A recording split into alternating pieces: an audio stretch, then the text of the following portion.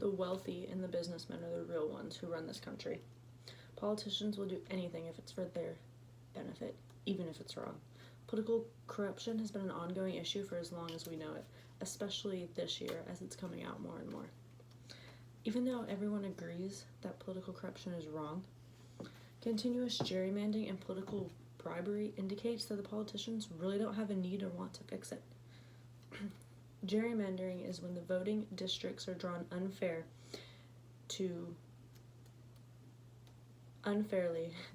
to support the dominating party. Politicians will redraw districts to ensure that they win. Hardy makes the bold claim that gerrymandering is a legalized form of vote stealing. Well, she's not really wrong. Politicians are redrawing these districts in their favor, eliminating the vote of what could be the majority in the state. It's not an accurate representation of the people, and it robs the people of their power, of their vote. There's two ways that politicians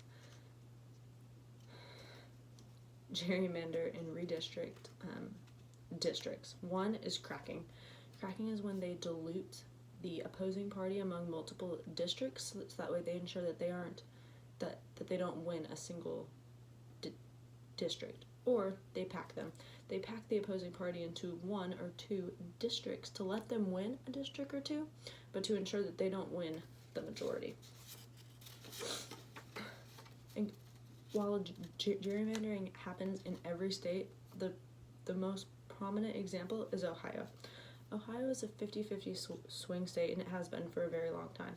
In 2012, Obama won Ohio with 51% of the vote, and in 2016, Trump won it with 52% of the vote.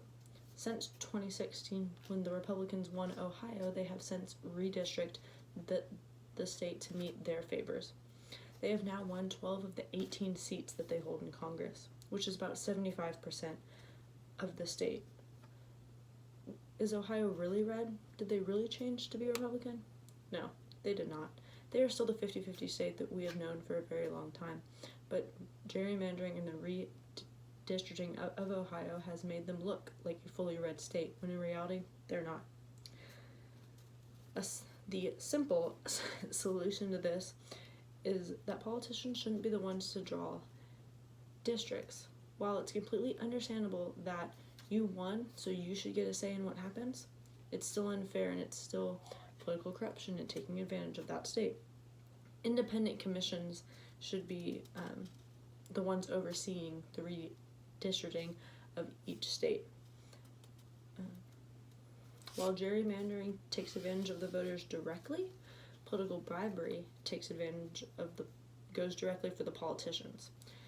Bribery is the persuasion of somebody with a gift, money, anything that it can be. Like, when you were little, you probably said that you would make your bed for $3. Your mom was bribing you with $3 to make your bed.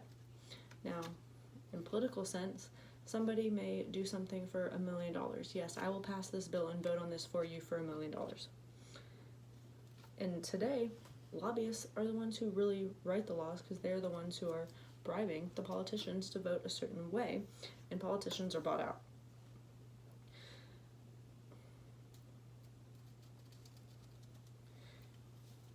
Now, politicians, while there have been some laws enacted to help this, such as politicians can't take donations from people that are directly related to their political agenda. For example, somebody on the banking committee can't take a donation from a banking lobbyist, which came from the Anti-Corruption Act that was done in 2011. But way before that, in 1978, there was an FBI undercover thing going on called the Abscon Bunch Scandal. These FBI agents acted as Middle Eastern businessmen who would offer cash to politicians in order for favors, political asylum, what's the word I'm looking for? Political asylum, and just anything that they would need. And people took it. A famous man Richard Kelly, he was a Florida congressman at the time, took $25,000 from these men in return for political asylum. And at the end of all this, they got 6 congressmen, a senator, and a handful of local officials that ended up taking their bribery. Most of them resigned, and some of them, including Kelly, got jail time. But there's still ones out there who didn't take it. Larry Pressler is one of the guys that they approached, and he even stated, "Isn't this illegal?" when they approached him about the money offer.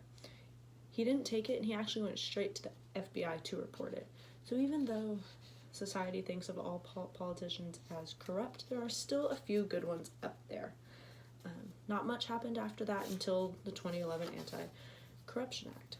That limited money influence in politics, overhauled lobbyists, and provided us with transparency of who is getting money from who and how much they are getting.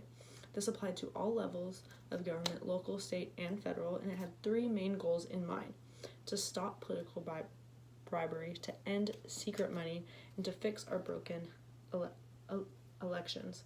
Ending political bribery would end the special interest influence, i.e., the banking example. And ending secret money would give the citizens transparency as to who is getting donations from who. And as you may think, there's no way Congress is going to do this. That's okay. We can go around Congress. We can have a ballot initiative, and if you just get enough signatures, we can pass a law without them.